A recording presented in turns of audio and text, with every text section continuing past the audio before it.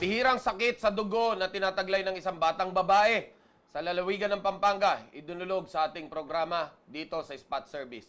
Panoorin po natin ito.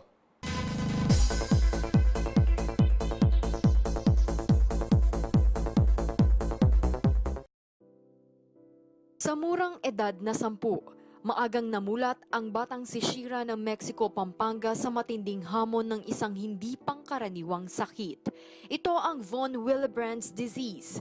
Isa itong kondisyon kung saan matagal tumigil ang anumang pagdurugo dahil apektado dito ang abilidad ng dugo na mamuo o coagulation na pumipigil sa pagkawala ng maraming dugo.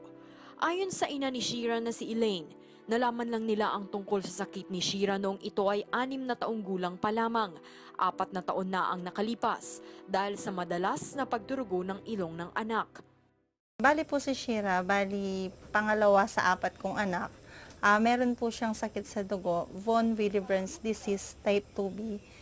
Isang klaseng sakit po siya sa dugo na pag nag-bleed siya, continuous yung bleeding niya. Tapos yung clotting factor niya, yung may diferensya, tsaka yung bleeding time niya. Sa kaso ni Shira, nakuha niya ito sa kanyang inang si Elaine na carrier o nagdadala ng naturang sakit. Bali ako yung carrier, sa kanya nag-manifest. Prevention lang siya, wala talaga siyang cure. Since carrier po kasi ako, bali yung 3 anak ko, meron din po kasi silang mga request ng blood test. Pero hindi ko pa rin po sila napapagawan kasi masyadong mahal po bago ma-detect yung sakit na ganito. Kasi po 75%, sabi ng doktor, yung hematologist niya, si Dr. Maria Beatriz Hepte, tsaka si Dr. Maylin Roa.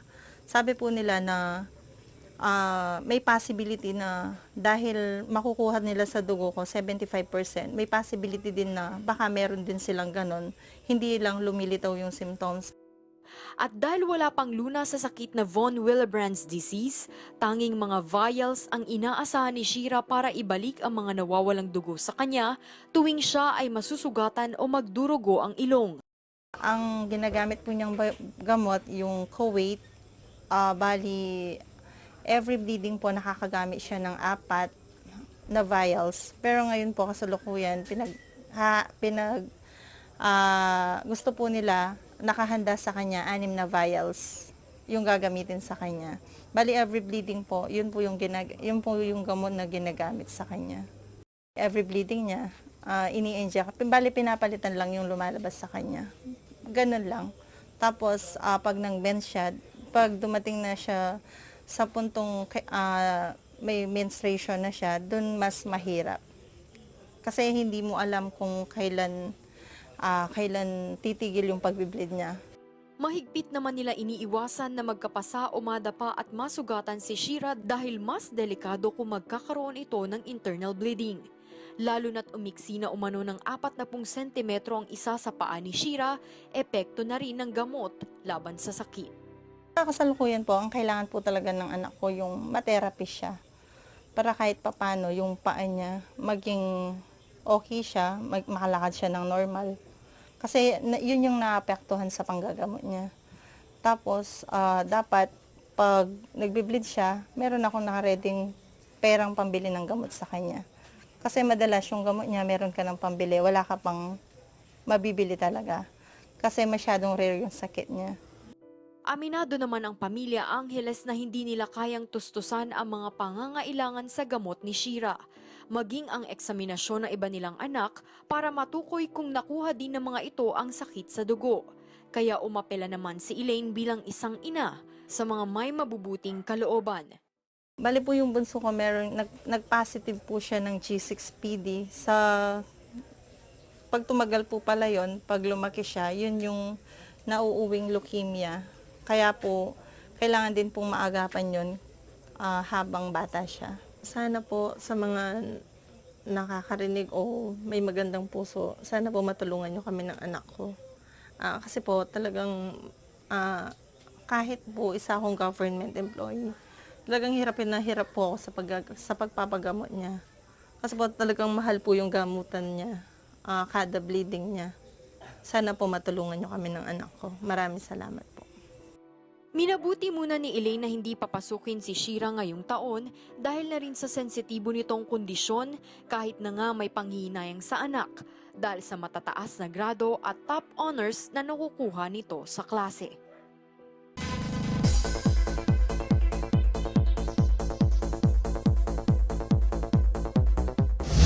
Kasama po natin dito si Shira May Pacheco at ang kanyang ina na si Elaine Pacheco para ho'y paliwanag kung ano yung tinataglay na sakit ng kanyang anak at kung ano naman ang tulong na may bibigay ng ating mga tagapanood na mayroong ginuntuang puso na handang tumulong sa ganitong may karamdaman. Ma'am, ano pong sakit meron si Shira May? Bali po meron siyang von Willebrand's disease type 2B. Bali po para yung mga symptoms niya parang related sa leukemia tsaka hemophilia. Bali isang klase po siyang sakit sa dugo na yung clotting factor niya yung may diferensya. Bawal po siyang masugatan tsaka magkapasa. Dapat po pag nag-bleed siya kagad mapalitan ng gamot yung lumabas na dugo sa kanya. Well, what do you mean by this? Ito po ba nakamamatay? O kasi ang leukemia alam natin na Apo. unti-unti nauubos ang tao na halos wala na itong lunas, no? Apo. Pero yung sa kanya po ba ano yung sitwasyon ng kanyang karamdaman? Bali yung sa kanya po, sinabi po ng doktor niya na wala po siyang cure, prevention lang po. Bali po kasi pag nag-bleed siya, yung dara-diretso talaga. Yung hindi po siya titigil hanggat hindi siya nasasalina, hindi napapalitan po yung dugong lumabas sa kanya. Pero po yung ginagamit niyang gamot, yung pong vials, every vials po yung nagagamit niya. Every session po, kulang pong 30,000 yung nagagastos namin. Wow. Depende po sa bleeding yung pangangailangan. Halimbawa po, nag-bleed siya ng 3 times. Ganun po kalaki yung magagastos niya. Bali, kulang 90,000 po yung nagagastos namin. Ano yan? Hereditary ba yan? Apo, May tinamaan na ba yan, Apo. Elaine? Hereditary daw po siya. Tapos ako daw po yung carrier. Sa kanya po nag-manifest. Pero ikaw, meron ka pa rin yung sakit na yan hanggang ngayon? Wala po. Wala. Sa anak ko Oo. po siya nag-manifest. Sa anak nag-manifest. Apo. Okay. Yun ang masakit doon. Paano to? As of now, kasi bata pa siya, Apo. what if pag nagkaroon na siya ng kanyang monthly period? Yun nga po yung pinaghahandahan namin, sir. Kasi po, every month, pag po nag-mens na siya, meron silang i-inject sa kanya para tumigil ng 3 days yung pagdurugo niya.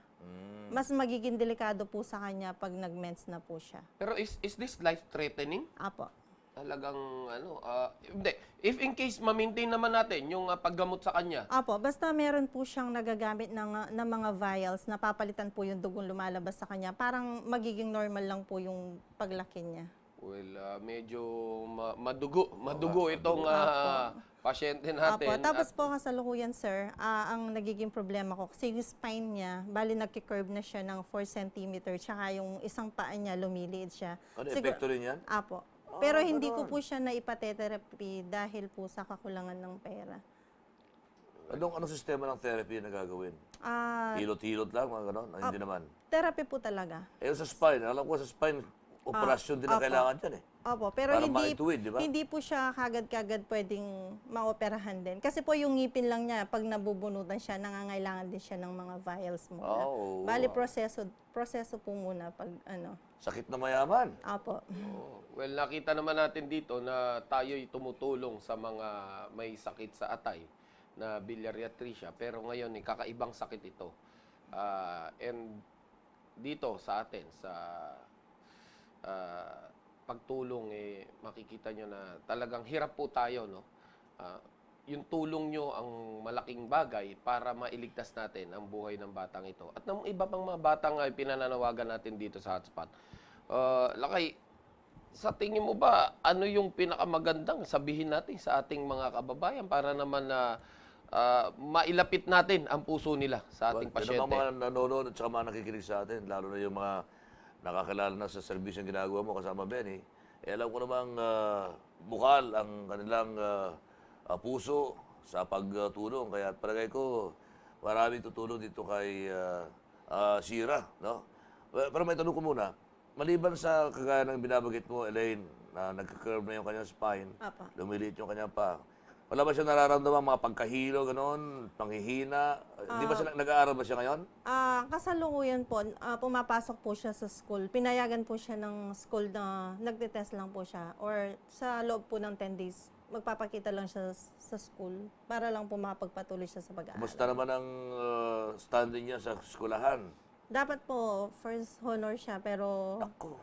hindi po na ano kasi lagi siyang absent. Sayang, Talaga naman. napakatalinong Oo. bata. Oo. Napakatalinong bata.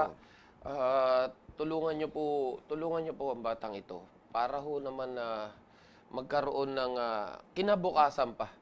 Alam niyo, tayo ho, kung mapapansin niyo, ang hirap magsalita, ang hirap manawagan, lalo na kung nasa puso po natin na talagang tumulong. Alam mo kasi, helpless din ang inyong lingkod. Siyempre, sila kay may tulong man tayo ay hindi po ganong kalaki. Pero doon po sa mga nais pong tumulong sa atin dito sa kay Baby Shira. Baby pa rin natin to eh. Kasi Oo. grade 1? Grade 2? Grade 4 na po. Grade 4 na pala. Oh, okay. Usapang masaya muna tayo. Batiin natin ng happy birthday si Shira May. Ha? Ha? Happy birthday to you. Birthday niya nung June 2. Nakita nyo? Ang lakas ng loob na hinuhugot namin ay lakas ng loob galing kay Shira May. Nais niya pong lumaban. Nais niya pong magkaroon ng bagong kinabukasan. Sa inyo po nakasalalay ang kanyang kinabukasan. Kung kaya't doon po sa mga nais tumulong, maaari pong magdeposito lamang sa Ahon Pamilyang Lansangan Foundation Incorporated, kung saan makikita nyo po yung East West Bank account po na naka-flash sa inyong screen. No po? Wag ho kayong mangingimin tumulong. Ang piso nyo po ay milyon ng halaga sa amin. Kung meron po kayo may tutulong ay wag nyong sabihing maliit yan dahil anuman pong tulong ay malaki na para sa aming lahat at of course sa pamilya Pacheco.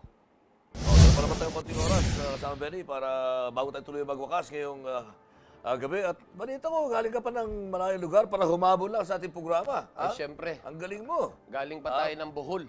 Wow, Bohol. Makikita natin doon talaga, alam mo, after the earthquake, Oo. ang bilis, nagre-recover na sila ngayon. And at the same time, yung negative impact na nangyari sa kanila ng earthquake, ginawa nilang positibo. Dahil ang tour ngayon doon, ang itutour sa'yo, yung ruins. Yung mga ruins bumagsak na simbahan, yung mga biyak na lupa, pakikita sa'yo ano nangyari. So, maraming pumupuntang mga turista na nagiging interesado. Ano ba nangyari? Ilan namatay? O ano? But, sad to say naman na maraming ayaw pumunta dahil nga natatakot na baka magkaroon pa ng malakas na lindol. Ako na po ang mismo magsasabi sa inyo, personal po tayong pumunta roon. Nakita po natin na talagang nga namang naka-recover na sila. Bumabangon sila, no? At yung lindol, matapos ho yung malakas na lindol na yan, wag na ho kayo mag-alala. Dahil nag-i-stable na ho yung lupa, yung ilalim ng lupa na yan. At meron mang aftershock, napakahihina at hindi naman ho nakakatakot. Namang Chocolate Hills, buo pa. Yung Chocolate Hills, buo pa. Nakita natin yung ilan doon, medyo nasira. Pero ang nakakabwisit dito, yung ilang mga hotel na abusado rito. O yung South Palms Hotel, no? Na kapag nag-check-in ka sa internet at pinuntahan mo yung South Palms Hotel, hindi nila lilinawin sa'yo na strictly 2 o'clock yung check-in time nila. Would you imagine, galing ka sa Maynila, pagod ka, excited ka, napuyat ka nung gabi, automatic yun. Nararamdaman mo rin yan, di ba? Tama, Lakay na, yan ang nararanasan natin na kapag tayo bebiyahe, puyat tayo, sabay paglipad natin, pagarating natin doon, darating tayo ng mga alas 9, alas 10 ng umaga, biyahe tayo hanggang doon sa kanilang hotel, yung South Palms Hotel, dyan sa may Panglao. 12:30 nang dumating tayo at sinabi nating magche-check-in nga tayo. Sinasabi nila, ililinisin pa raw yung kwarto. So sabi ko, walang problema, hintayin na lang namin. Mag-lunch daw muna kami. Nag-lunch kami, napakasarap. Napakasarap itapon ng pagkain na inihain Doon sa hotel na yun, ha? Yes. Pinakain po sa atin, kilawing tangigi na may balat. Ngayon lang ako nakakita ng kinilaw na may kasamang balat. Okay, At katiting lang. Pero yung presyo, sangkatutak. Wow. Okay? So, matapos yun, siguro at about mga 1:30, natapos tayo kumain, ay bumalik tayo ron sa front desk at sinabi natin na baka naman pwede nyo na kaming mapapasok sa kwarto para makapagpahinga. Oo naman. No, dahil galing tayo sa malayo. Ang sabi sa akin, yes sir, inaayos na po yung kwarto. Oo. So, Nakatapos naghintay na- po tayo. Nakakain na kayo lahat. Nakakain at lahat. Sa kwarto. After that, 2:30 na, nung tayo yung magsalita na, baka bukas pa kami maka-check-in. That's the time sinabi nila na, Sige pwede po. na ho, okay na. Okay. So, dito po, tinopak ang inyong lingkod At dito natin sinabi sa kanila na, please, always think about the welfare of your guest. Isipin nyo naman na malalayo yung pinanggalingan yan. Huwag na natin sabihin Pilipino dahil galing Maynila karamihan yung mga Manileño. Siyempre. Paano yung mga foreigner na galing pa sa iba yung dagat? Galing sa Korea, galing sa US, galing sa Germany, sa France. Yan po'y pagod na pagod. Sasabihin nyo sa kanila, 2 o'clock kayo mag-check-in. Mukhang hindi naman po dapat yon, hindi naman po tama yon.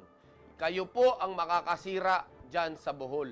Dahil yung Bohol, dapat napakaganda serbisyo niyan at para dumaming tao. Alam niyo po ba ang ginawa natin? 3 araw ang binayaran natin dyan, 3 nights. Oo. Nag-check out tayo, ayaw pa ipa-refund sa atin una yung ating dineposito.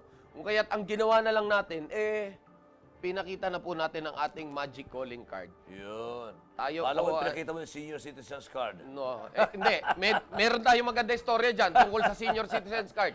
Binigay po natin ang calling card at pinakita po natin na tayo ang ikalawang Pangulo ng National Press Club at tayo rin po ang Pangulo ng Confederation of ASEAN Journalists kung saan ang sinabi po natin sa kanila, huwag po kayong mag-alala.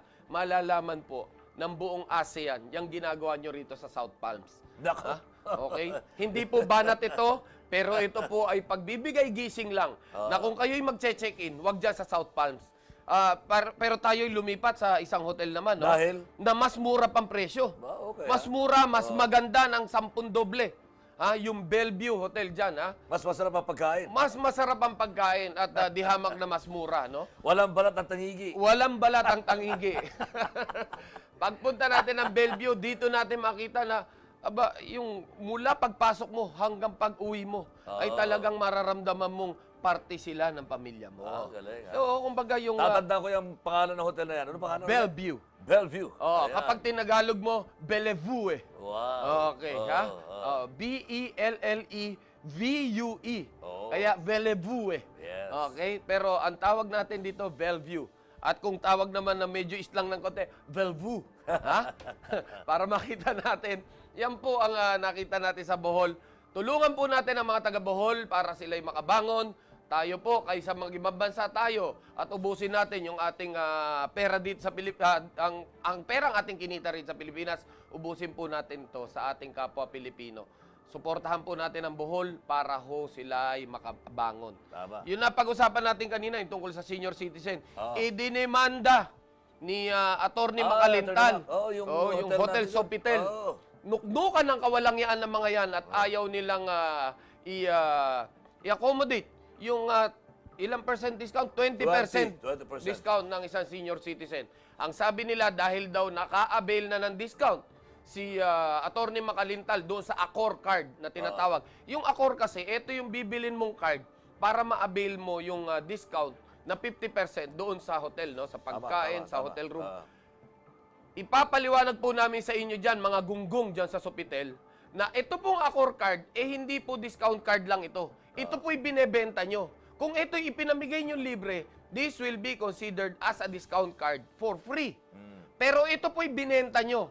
Nagbayad yung tao, so ito po'y may bayad. Kung kaya't kailangan i-accommodate nyo rin yung itinatakda po ng batas para sa senior citizen na magkaroon din po ng 20% discount. Intende? Naalala ko tuloy kasama, Benny. Yan din dapat yung ipatupad doon sa mga sinasabi nila mga value meals, di ba? Mga value meals sa mga fast food, ayaw din i-acknowledge yung 20% na discount ng mga senior citizens dahil sa kanilang katwiran Sir, value meal na nga ito. Discounted na ito. Pero hindi dapat. Dapat i-recognize pa rin yung 20% ng mga senior citizens. Kaya nga tinawag na value meals yan. Kasi ayaw nyong i-accommodate kung kaya't ang tawag sa may-ari niyan, value din. Value. Hindi kayo marunong magbasa ng batas. Doon po sa ating mga kapatid at mga kaibigan na nabibiktima nitong mga abusadong establishment na ito, huwag ho kayong mangiming lumapit dito sa hotspot. Alright. Very quickly, at ito'y tatalakayan namin kasama Benny sa susunod na programa na. Nagpapasalamat muna kami sa Manila Times School of Journalism kasi meron pong silang inialok na scholarship program para sa mga kagaya namin na hindi pa po nakakatapos ng journalism. Okay? Hindi ka pa ba nakakatapos? Hindi pa. Third year high school. Third year college lang po ako. Buti ka pa, nag-third year college ka. Ako, high school grad lang ako. Okay. Pero dyan po, sa Manila Times sa College of Journalism, makakapagtapos tayong lahat. Thank you very much. At Sustentante sinisiguro natin na may patutunguhan Yes. yung mga medyang undergrad na tulad namin nila Kay. At of course, dito na po nagtatapos ang ating programang Hotspot. Sana ay muli namin kayo makapiling sa susunod na linggo mula alas 7 hanggang alas 8 ng gabi. Dito po pinasasalamatan natin ang ating mga kaibigan, ang United Bearing, syempre, ang Oh. PG Flex, wasak na ang bahay nyo, buo pa rin ang linoleum mo. At yan ang pinaka-importante sa lahat. Ang robust, ang buhay ay lalaki at titigas. Basta't lagi po natin tatandaan, dito sa Hotspot, Serbisyo ay wagas!